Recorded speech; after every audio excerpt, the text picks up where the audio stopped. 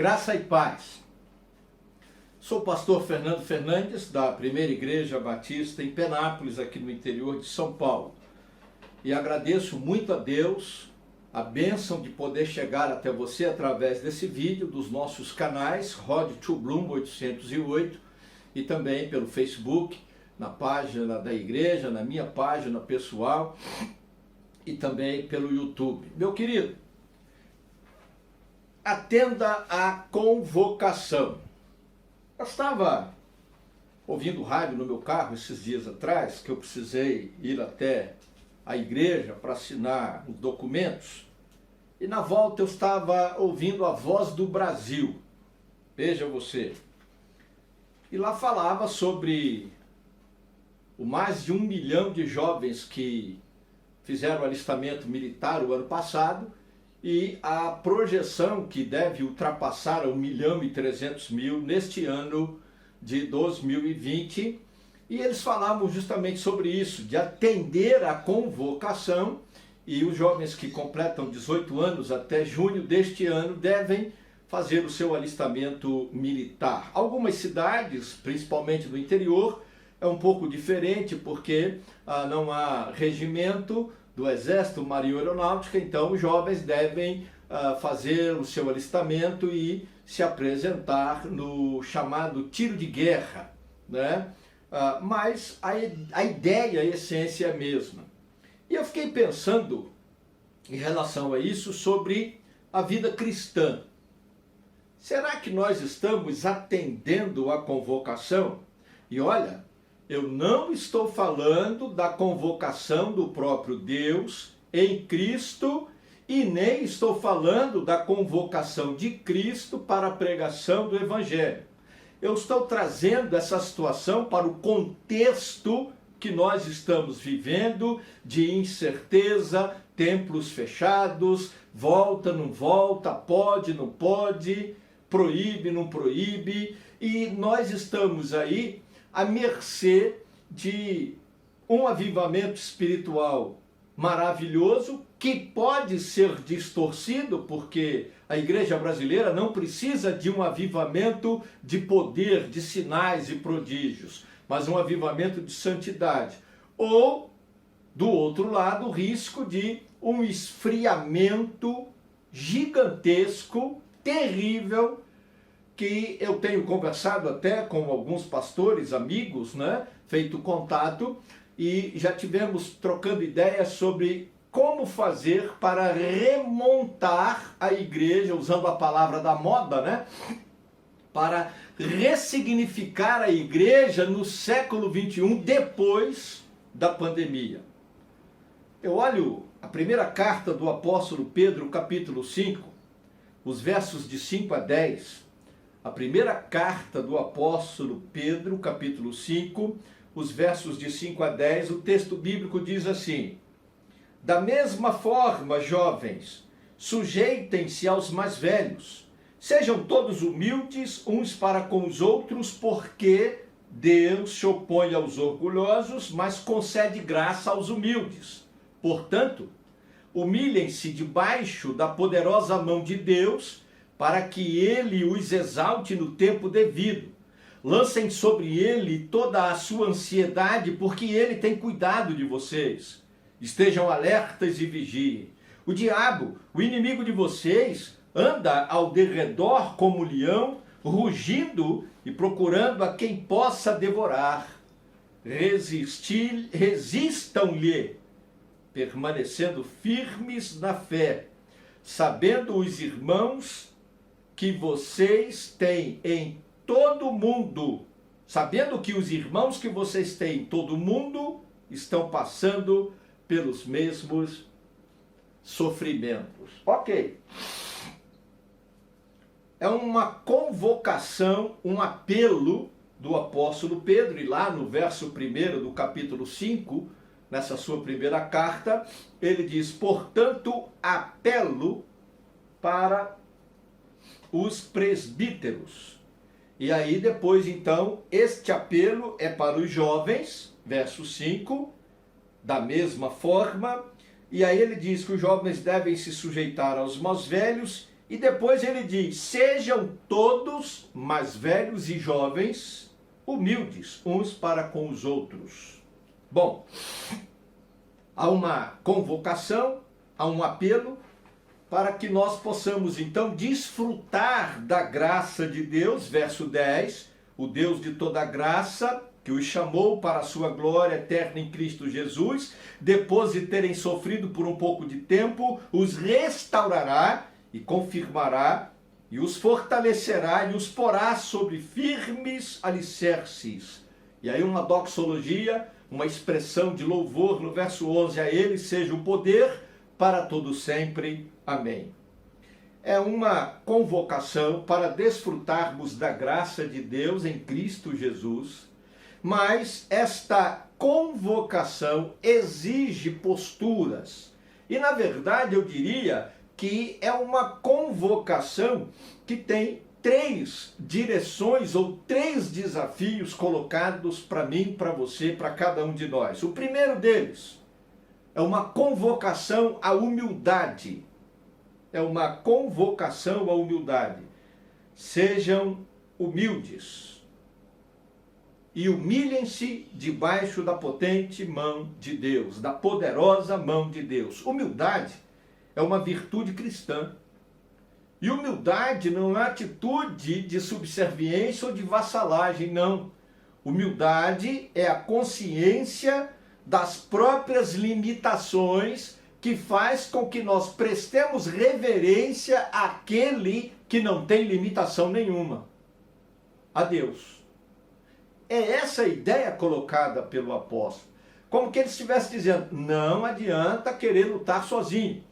Não adianta querer ir para a guerra sozinho. Assim como os jovens são chamados a fazer o alistamento militar, e aqueles que são aprovados são convocados para o serviço militar, e eles serão treinados para a batalha, o apóstolo está dizendo: reconheçam as suas limitações, sejam humildes e compreendam, tenham em mente, no coração, que Deus é o único todo-poderoso, que nada pode limitar o seu poder. Por essa razão, eu entendo que ele coloca no verso 5 a citação de Provérbios 3, o verso 34. E logo em seguida, quando depois de dizer que Deus se opõe ao orgulhoso e concede graça ao humilde, ele vai dizer então: humilhem-se debaixo da poderosa mão de Deus, para que a seu tempo Deus exalte cada um de vocês. É no tempo de Deus e não no nosso tempo. É conforme a vontade de Deus e não na hora e do jeito que nós queremos. Porque isso, querer do nosso jeito, na hora que a gente acha que tem que ser, é orgulho. É arrogância, prepotência, é pecado contra Deus. E Deus se opõe a pessoas assim.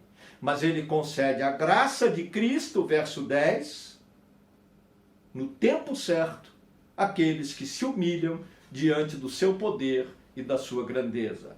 A segunda convocação é para estarmos de prontidão.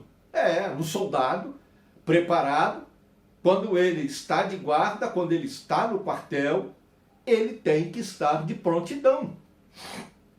O termo prontidão não aparece no texto, mas quando eu olho o verso 8, quando ele diz: estejam alertas e vigiem, eu percebo que a palavra prontidão se aplica aqui de maneira muito perfeita, como se fosse uma luva para colocar na mão direita, e a luva é o par direito. O lado direito, certinho, bonitinho. Não fica nada torto, nada errado. E esse termo do verso 5 sugere que nós devemos fazer uma reflexão sobre a sobriedade. Sejam sóbrios ou estejam alertas, né? É uma sobriedade de mente. A ideia é estar de mente limpa, de mente aclarada, para que você possa vigiar, e vigiando você consiga perceber os ataques do inimigo e se antecipar para o contra-ataque. Isso é estar de prontidão. Então, mesmo que você tenha que ficar de serviço, o plantão seja durante a noite, a madrugada, tem que descansar bem durante o dia. Para a noite você estar desperto, acordado, a mente lúcida, aclarada. Você não pode estar como o pessoal de Jericó no ataque lá, o pessoal lá do ataque de Gideão, né? Que estavam dormindo à noite e quando viram aqueles montes de tochas, aqueles barulhos, né, de moringas quebradas e tal, e cada tocha um general, as moringas, um tropel de cavalos, esse exército é gigante, e eles entraram em confusão e se autodestruíram. Leia a Bíblia lá, quando no livro dos Juízes, a vitória de Gideão, a estratégia que Deus deu a ele estava de prontidão. Ele estava preparado, de mente aclarada, ao contrário dos seus inimigos que não estavam alertas e por isso não puderam vigiar, não puderam estar despertos, acordados, prestando atenção em tudo que estava à volta. O diabo é o nosso inimigo, diz o texto bíblico. E ele é sorrateiro, ele é covarde, ele é usurpador. Ele é feroz e violento. Ele é, como diz o texto, o oponente em juízo, ou seja, é um oponente inteligente, que não perde espaços. Lembra-se quando Satanás tentou Jesus no deserto? Ele não mentiu. Ele pegou a palavra de Deus e tentou jogar contra Jesus. E Jesus venceu, respondendo pela palavra de Deus. Jesus estava pronto, Jesus estava alerta, Jesus estava sóbrio, Jesus estava vigilante, de prontidão, assim como eu e você devemos estar para atender a convocação de Deus e podermos então, atendendo a esta convocação do apóstolo Pedro, desfrutar da graça maravilhosa de Deus em Cristo Jesus, mesmo passando por dificuldades e problemas, que nos fará vencedores. Por fim, o terceiro e último desafio, ou a terceira e última convocação, é para que tenhamos resistência. Resistência. Para não fraquejar, para não nos acovardarmos no meio da dificuldade. Observe aí o verso 9. O diabo é um adversário cruel, inteligente, está em volta de vocês, rugindo como um leão para assustar, para demonstrar força, e ele quer devorar todo mundo. E aí o apóstolo diz, resistam-lhe, permanecendo firmes na fé. Você não está sozinho, tem muita gente padecendo, mas você precisa resistir. Resistência aqui é a capacidade de suportar a fadiga, suportar a fome, se for o caso, suportar o esforço extremo na recusa de ceder ou de se submeter à vontade do diabo, o inimigo. Resistência é a capacidade de permanecer firme na fé no Deus da graça, revelada, manifestada em Cristo Jesus, o Deus que nos dá a vitória pelo seu poder e pela sua graça. Será que nós estamos prontos para atender essa convocação? Será que realmente nós estamos sendo treinados, seja na igreja, seja na nossa leitura bíblica, devocional, na nossa meditação diária, na oração? Estamos sendo preparados para atender a essa convocação? Ou será que estamos, como dizem por aí, empurrando com a barriga, deixando a vida levar? Queridos, há um grande desafio para nós. Temos que estar com disposição e fé para atender essa convocação que nos é feita pelo apóstolo.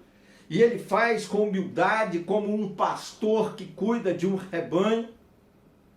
pedindo que nós sejamos humildes uns para com os outros e principalmente diante de Deus, reconhecendo que dependemos sim dos nossos irmãos, das suas orações e que principalmente dependemos de Deus, que nos dá a vida, que nos dá a sua graça e que nos concede vitória pela sua graça. Temos que estar de prontidão.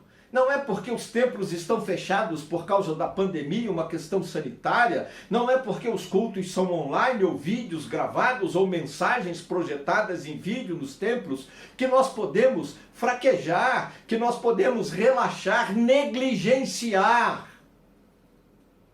A palavra de Deus já nos alerta pela palavra do profeta Jeremias: maldito todo aquele que faz a obra de Deus com negligência, relaxadamente.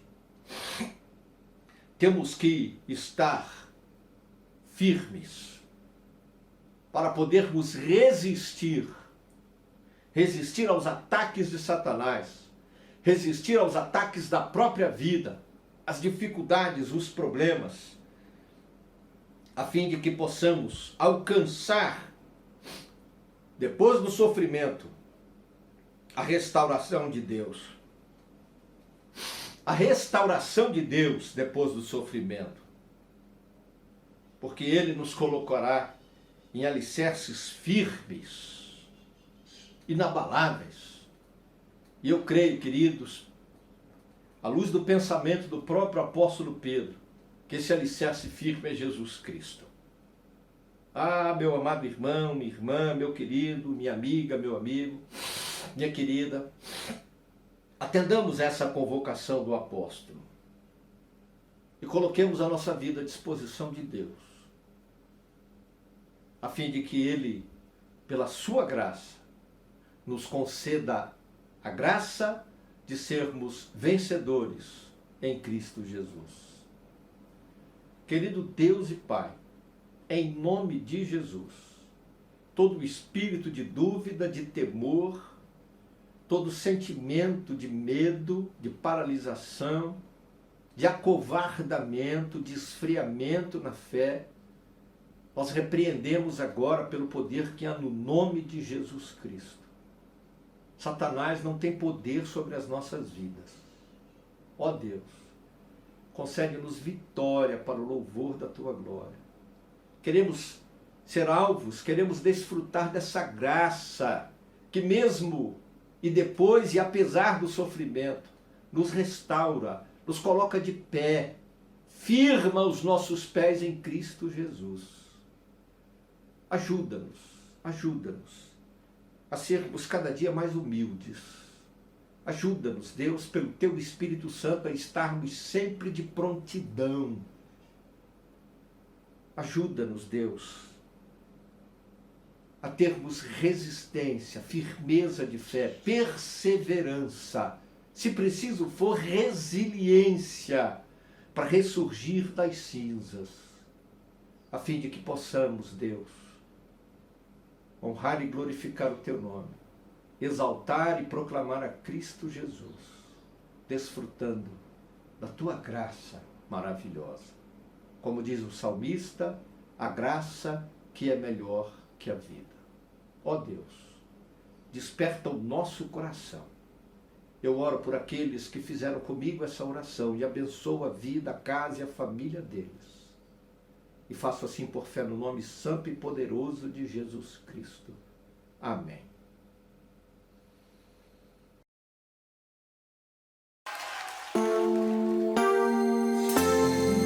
Glória a Deus.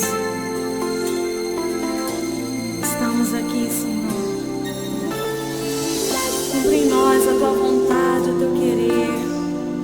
Aleluia. Eis-me aqui,